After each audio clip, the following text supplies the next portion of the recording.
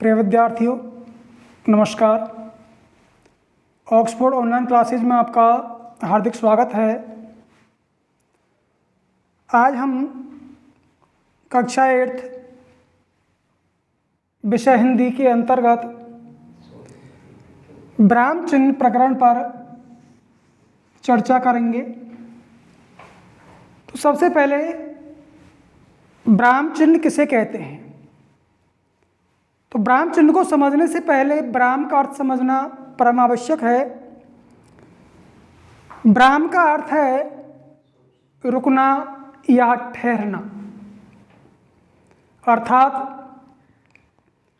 वक्ता वाक्य का उच्चारण करते समय, वाक्य बोलते समय जहाँ पर कुछ समय के लिए ठहरता है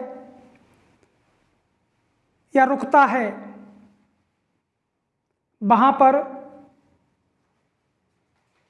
किसी न किसी चिन्ह का प्रयोग किया जाता है। तो जहाँ पर रुकता है उसे विराम कहते हैं,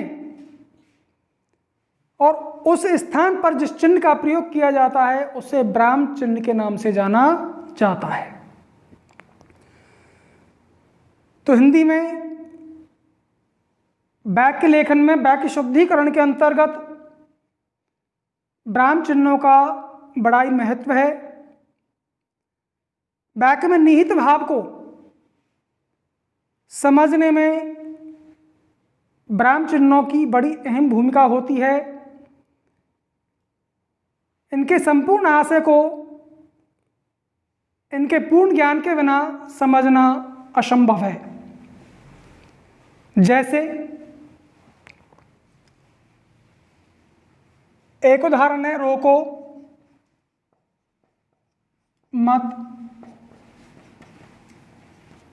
जाने दो। इस वाक्य में यदि हम रोको के बाद में इस कौवा लगा देते हैं तो इस वाक्य का भाव क्या हो जाता है? रोको, रुकना पड़ेगा, विराम चिन्ह लगा हुआ है, रोको मत जाने दो। और यदि हम रोको के बाद से चिन्ह को हटा करके मत के बाद लगा दें, रोको मत जाने दो, तो इस चिन्ह का स्थान परिवर्तित कर देने से इस वाक्य का आशय ही बदल गया, वाक्य का अर्थ ही बदल गया। अर्थात रोको मत जाने दो, अर्थात इसको जाने नहीं देना, रोकना है, ये अर्थ हमें प्रकट होता है। लेकिन मत के बाद जोड़ने से रोको मत जाने दो, अर्थात यहाँ पर जाने की पूर्ण इजाजत प्रदान की गई है। तो वाक्य के पूर्ण आशय को, सही भाव को समझने के लिए विराम चिन्हों का ज्ञान परम आवश्यक है। तो देखिए, हिंदी भाषा में कौन कौन से विराम चिन्ह प्रयुक्त होते हैं, उनका विवेचन आज हम करेंगे। तो पहला, इस चिन्ह को अंग्रेजी में कॉमा कहते हैं। अंग्रेजी में इसे कॉमा कहा जाता है और हिंदी में इसे अल्प विराम कहते हैं। वक्ता जहाँ थोड़ा रुके, बात को कहने वाला जहाँ अल्प समय के लिए ठहरे, वहाँ पर इस चिन्ह का प्रयोग किया जाता है। जैसे राम, श्याम और मोहन गए, यहाँ पर राम और श्याम के बीच में ये कॉमा लगा हुआ है। तो यहाँ का तात्पर्य है कि यहाँ पर वक्ता कुछ समय के लिए ठहरा है, रुका है, इसलिए यहाँ पर इस कॉमा का प्रयोग किया गया है। दूसरा है ये चिन्ह, इस चिन्ह को क्या कहते हैं? इस चिन्ह को अंग्रेजी में सेमीकोलन कहा जाता है। एक बिंदी लगा करके नीचे यदि हम कॉमा लगा दें तो इस चिन्ह को क्या कहा जाएगा? इस चिन्ह को अंग्रेजी में सेमीकोलन कहेंगे और हिंदी में इसका नाम है अर्धविराम। अर्ध मीन्स आधा, विराम मीन्स ठहरना। यहाँ पर जितना ठहरा जाता है उससे आधा यहाँ ठहरा जाता है। शाब्दिक दृष्टि से अर्थ देखें तो, लेकिन इसका प्रयोग कहाँ पर किया जाता है? बड़े बड़े स्वतंत्र वाक्यांशों को अलग करने के लिए इस चिन्ह का प्रयोग किया जाता है। जैसे यह संसार बड़ा विचित्र है, एक वाक्य हो गया। दूसरा वाक्य है इसकी मीमांसा करना बड़ा कठिन है। दो वाक्य हैं और दोनों के बीच में इस चिन्ह का प्रयोग किया जाता है। दोनों वाक्य स्वतंत्र हैं और दोनों को अलग करने के लिए यहां पर इस चिन्ह का प्रयोग किया गया है। लेकिन ध्यान रखने वाली बात यह है कि वर्तमान में हिंदी के अंतर्गत इस चिन्ह का प्रयोग नहीं किया जा रहा है। इस चिन्ह के स्थान पर इस कॉमा का ही प्रयोग हो रहा है। ठीक, आगे देखते हैं। ये जो चिन्ह है, इस चिन्ह को क्या कहते हैं? इस चिन्ह को कॉलन एंड डैश के नाम से इंग्लिश में जाना जाता है तथा हिंदी में इसे विवरण चिन्ह या निर्देशक चिन्ह भी कहते हैं। इसका प्रयोग उस समय होता है जब किसी वाक्य के आगे कई बातें क्रम से लिखी जाती हैं। एक बार पुनः समझेंगे। इसका प्रयोग उस समय किया जाता है जब वाक्य में कई बातें क्रम से लिखी जाती हैं। जैसे निम्न की परिभाषा लिखो। अब यहाँ पर लिखो के बाद में इस चिन्ह का प्रयोग किया गया। निर्देशक चिन्ह, विवरण चिन्ह। क्या विवरण दिया गया है? निम्न की परिभाषा लिखो, संकेत कर दे नीचे। क में संज्ञा, ख में सर्वनाम, ग में विशेषण। तो इसका प्रयोग उस समय होता है जब वाक्य के आगे कई बातें क्रम से लिखी जाती। इस वाक्य के आगे कई बातें क्रम से लिखी गई हैं, क ख ग क्रम है, तो यहाँ पर चिन्ह का प्रयोग किया जाता है। अगला है, सभी जानते हैं इस चिन्ह को क्या कहा जाता है? प्रश्नवाचक चिन्ह। इस चिन्ह को हिंदी में प्रश्नवाचक चिन्ह कहते हैं। अंग्रेजी में से नोट ऑफ इंटरोगेशन के नाम से जानते हैं। इसका प्रयोग प्रश्न सूचक वाक्यों के अंत में विराम चिन्ह के स्थान पर किया जाता है। जैसे राम क्या खाता है, यहाँ पर क्या लगाने से वाक्य प्रश्नवाचक बन गया, तो वाक्य के अंत में पूर्ण विराम के स्थान पर इस प्रश्नवाचक चिन्ह का प्रयोग किया जाएगा। पांचवा है, एक या पूर्ण विराम खींच करके उसके नीचे बिंदी लगा दें, तो इस चिन्ह को विस्मयादिबोधक चिन्ह के नाम से हम जानते हैं।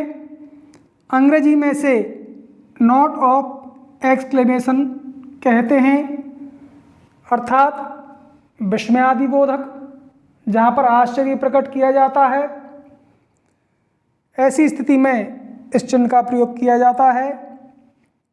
पुनः एक बार, इस चिन्ह को अंग्रेजी में नोट ऑफ एक्सक्लेमेशन के नाम से जानते हैं तथा हिंदी में इसे विस्मयादिबोधक कहते हैं।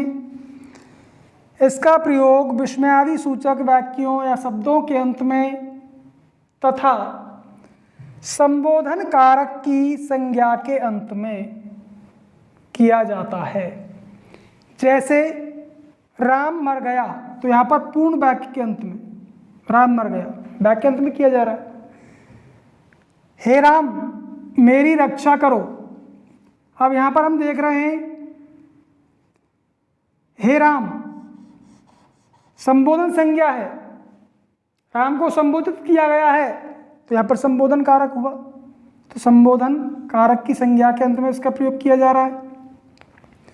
तो विस्मयादिबोधक जो चिन्ह है उसका प्रयोग वाक्य या शब्दों के अंत में तथा संबोधन कारक की संज्ञा के अंत में किया जाता है।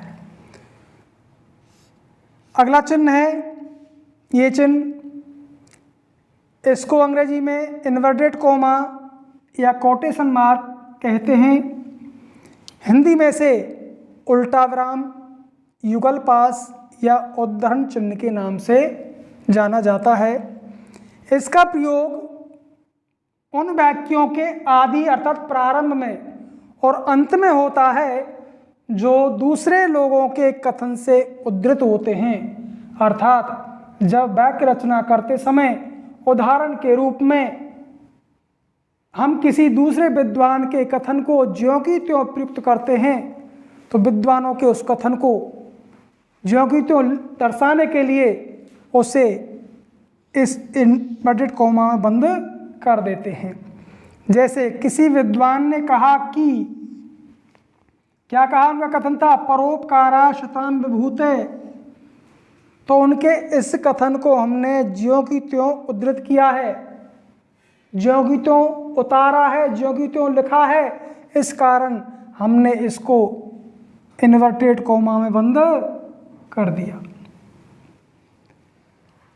अगला है 7वां, ये जो चिन्ह है इस चिन्ह को क्या कहते हैं? इसे अंग्रेजी में हाइफन कहते हैं तथा हिंदी में इसे सामासिक चिन्ह के नाम से जानते हैं। दो या दो से अधिक सामासिक पदों के मध्य जब उसका विग्रह करते हैं तो उनके मध्य इस हाइफन चिन्ह का प्रयोग किया जाता है, सामासिक चिन्ह का प्रयोग किया जाता है। जैसे रसोई घर एक साथ नहीं मिलाएंगे तो रसोई और घर के बीच में हमने जो इस चिन्ह को लगा दिया, विद्या और आलय के मध्य में हमने इस चिन्ह को लगा दिया, तो इस चिन्ह का इन शब्दों के मध्य प्रयोग करने से ये पद कैसे बन गए? सामासिक पद बन गए। अगला है 8वां, हंस पद चिन्ह। इस चिन्ह को हंस पद चिन्ह कहते हैं। इस चिन्ह का प्रयोग कहाँ पर किया जाता है? जहाँ कोई शब्द गलती से छूट जाए। लिखते समय जब कोई शब्द गलती से रह जाता है, छूट जाता है, तो उस शब्द को दर्शाने के लिए जहाँ पर वह शब्द छूटा है वहाँ इस चिन्ह का प्रयोग कर देते हैं तथा इसकी जो ऊपर नोक है यहाँ पर उस छूटे हुए शब्द को लिख देते हैं। जैसे राम पानी पीता है, यहाँ पर गलती से पानी शब्द छूट गया, भूल गए, राम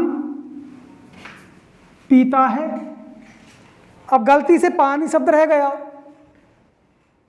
तो इस शब्द को काट के लिखें तो उचित नहीं है। तो ऐसी स्थिति में हम क्या करेंगे? इन दोनों के बीच में यहां से छूटा है तो यहां पर चिन्ह को लगा देंगे और ऊपर लिख देंगे पानी। तो जहां पर कोई शब्द गलती से छूट जाए तो इस चिन्ह को लगा करके उस छूटे हुए शब्द को लिख दिया जाता है। 9वां है कोष्ठक। सभी जानते हैं इसे कोष्ठक कहा जाता है। इसका प्रयोग निम्न प्रकार से किया जाता है। पहला है विषय विभाग में जब विषय का विभाजन करते हैं तो उस विषय विभाग में क्रम सूचक अक्षरों या अंकों के साथ इसका प्रयोग किया जाता है। जैसे क्रम विभाजन किया हमने संज्ञा सर्वनाम, तो इसको हमने कोष्ठक बंद कर दिया, क्या लिख करके? अक्षर लिख करके, क और ख। इनके स्थान पर हम अंक भी डाल सकते हैं, जैसे 1 और 2। दूसरा है अर्थ स्पष्ट करने के लिए पर्यायवाची शब्द के साथ। यदि कोई शब्द क्लिष्ट आ गया, कठिन आ गया, तो उसका समानार्थक शब्द या पर्यायवाची शब्द रख देंगे ताकि उसका अर्थ समझ में आ जाए। तो ऐसी स्थिति में भी इस चिन्ह का प्रयोग किया जाता है। जैसे व्यक्ति और समष्टि में सदाचार की प्रतिष्ठा होनी चाहिए। तो यहाँ पर समष्टि शब्द है, ये थोड़ा क्लिष्ट पद है, समझने में दिक्कत महसूस हो रही है, तो इसके अर्थ को सरल बनाने के लिए इसका समानार्थी या पर्यायवाची लिख दिया हमने समाज। तो पर्यायवाची शब्द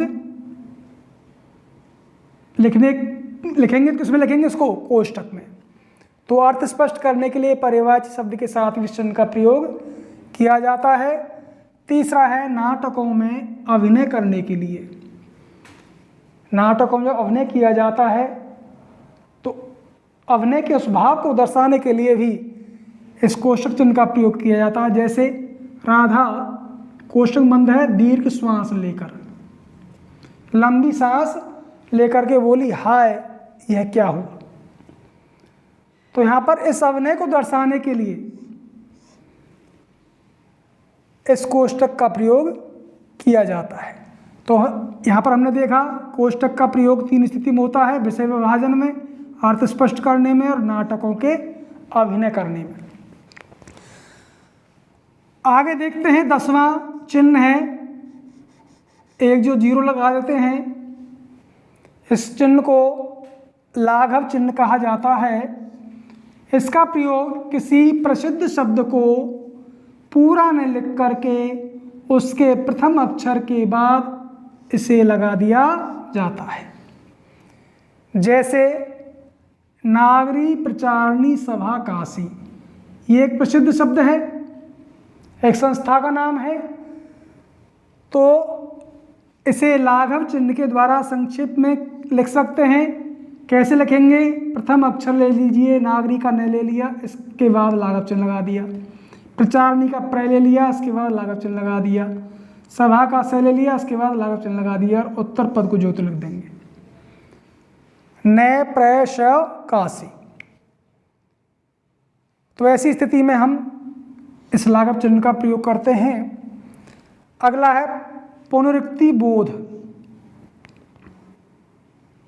इस चिन्ह को पुनरुक्ति बोध चिन्ह कहते हैं। यदि किसी ऊपर कही गई बात को या शब्द को उसके ठीक नीचे दूसरी पंक्ति में यदि ज्यों की त्यों लिखा जाता है, उसको ज्यों की त्यों दोहराया जाता है, तो वहाँ पर इस पुनरुक्ति बोध चिन्ह का प्रयोग किया जाता है। जैसे 10 आदमियों की एक दिन की मजदूरी मान लो 20 रुपये है, तो एक आदमी की इसको दर्शाने के लिए, एक आदमी की एक दिन की मजदूरी होगी तो इसको दर्शाने के लिए हमने क्या लगा दिया यहाँ पर? ये पुनरुक्ति बोध। इसका तात्पर्य है कि ऊपर जो लिखा हुआ है वही नीचे है। तो इसलिए 2 आदमियों की एक दिन की मजदूरी, तो यहाँ पर हमने लगा दिया। तो इसका तात्पर्य है कि ऊपर जो लिखा हुआ है वही नीचे भी है। तो जहाँ पर कही गई बात को या किसी शब्द को ठीक उसके नीचे दूसरी पंक्ति में यदि दोहराया जाता है तो वहाँ पर इस पुनरुक्ति बोध चिन्ह का प्रयोग किया जाता है। अगला है ब्राह्म चिन्ह। इसे ब्राह्म चिन्ह कहते हैं। इसका प्रयोग वाक्यों के अंत में होता है, हम जानते हैं। इसका प्रयोग अधिकांशतः करते हैं जब किसी वाक्य का समापन होता है तो उसके बाद में इस चिन्ह का प्रयोग किया जाता है। जैसे राम पुस्तक पढ़ता है, तो पढ़ता है के बाद में इस चिन्ह का प्रयोग किया जाता है। तो इसे क्या कहते हैं? इसे ब्राह्म चिन्ह कहते हैं। अगला है 2 डंडा यदि खींच दिए जाएं, यहाँ तो एक ही है इसलिए इसको ब्राह्म चिन्ह कहते हैं, लेकिन गलती से इसको पूर्ण ब्राह्म भी बोल दिया जाता है, लेकिन पूर्ण ब्राह्म अलग है और ब्राह्म अलग है। तो ब्राह्म चिन्ह का प्रयोग तो वाक्य के अंत में किया जाता है, लेकिन पूर्ण ब्राह्म, इस चिन्ह को पूर्ण ब्राह्म कहते हैं और इसका प्रयोग कहाँ पर किया जाता है? किसी आशय या भाव समाप्त होने पर। आशय या भाव समाप्त होने पर इस चिन्ह का प्रयोग किया जाता है। जैसे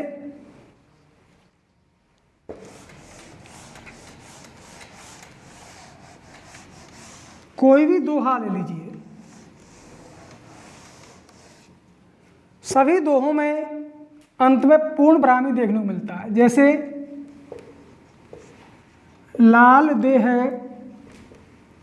लाली लसे आरुधरी लाल लंगूर, और वज्र देह दानव दलन जय जय जय कपिसूर। तो देखिए यहाँ पर क्वेश्चन लग रहा है पूर्ण ब्राह्म, क्योंकि यहाँ पर वाक्य समाप्त हुआ है। वाक्य समाप्त होने के कारण यहाँ पर पूर्ण ब्राह्म का प्रयोग किया गया है। लेकिन वज्रदेह दान अब्दलन जय जय जय कपि सूर, यहाँ पर पूर्ण ब्राह्म, यहाँ पर ब्राह्म और यहाँ पर पूर्ण ब्राह्म, अर्थात पूर्ण ब्राह्म लगाने का तात्पर्य यह है कि यहाँ पर आ से समाप्त हुआ है, पूर्ण भाव स्पष्ट हो चुका है।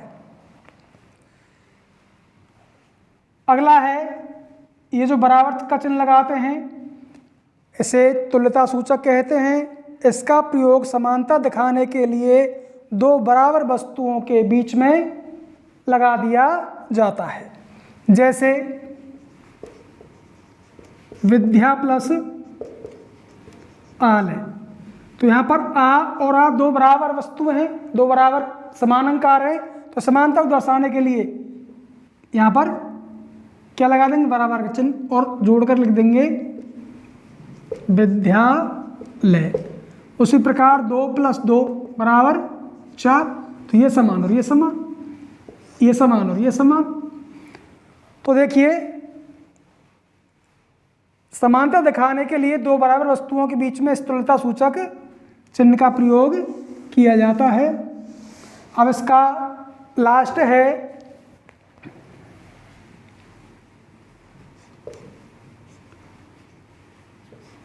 समाप्ति सूचक चिन्ह। इसका प्रयोग कहाँ पर किया जाता है, जहाँ पर किसी लेख, अनुच्छेद, पुस्तक का यदि समापन किया जाता है तो उस लेख को समाप्त करने के लिए इस चिन्ह का प्रयोग किया जाता है। जैसे आज हमने